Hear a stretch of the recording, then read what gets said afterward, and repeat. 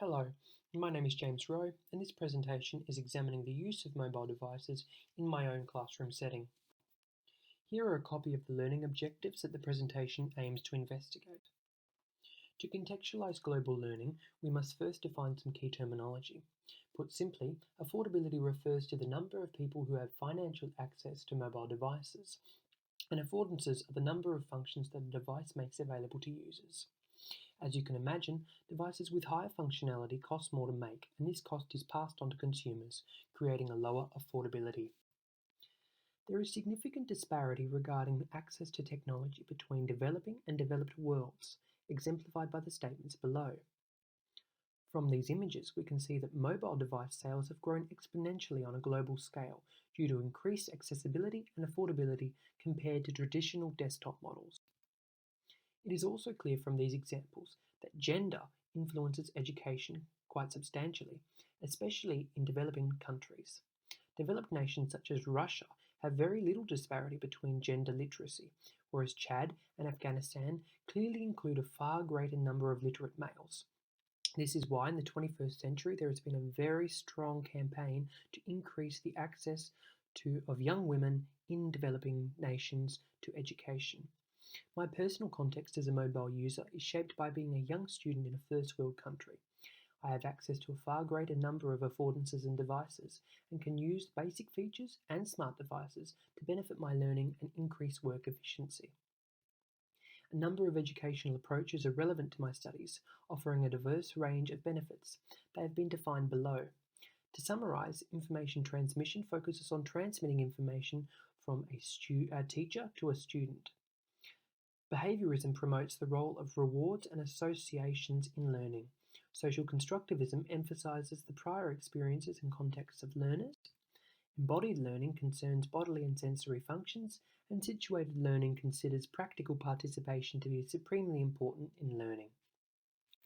We will now look at some tools that have been very helpful in my own educational experiences. E-books, also known as electronic texts, supplement traditional hard copy texts in the classroom. They have specific functions that include feedback forms, navigation panes, and the possibility of embedded multimedia.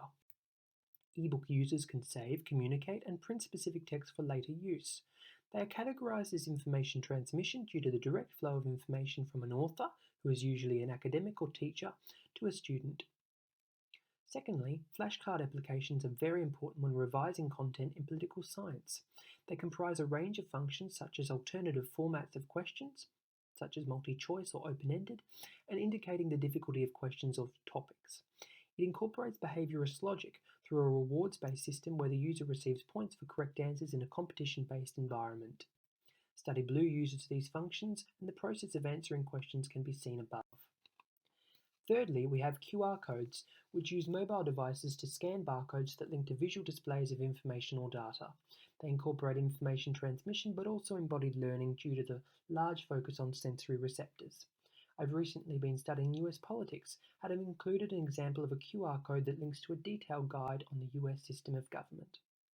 Fourthly, we have LMS, which facilitates all learning at UWA. It is a type of social constructivism as it relies heavily on collaborative participation and the opinions and experiences of its students to improve group learning. Please play the video and follow along as we guide you through the functions of LMS. As you can see, we have a list of units at the top. We also have a link to the lecture capture system and further readings that are prescribed by the lecturer. On the left pane, you can see we have access to previous lecture PowerPoints, and we also have an assignment drop-in box where students can submit their assignments and check for plagiarism and anything like that. Also, we have a list of all the students that are in the tutorial of that specific unit, which can help students in order to communicate directly with them.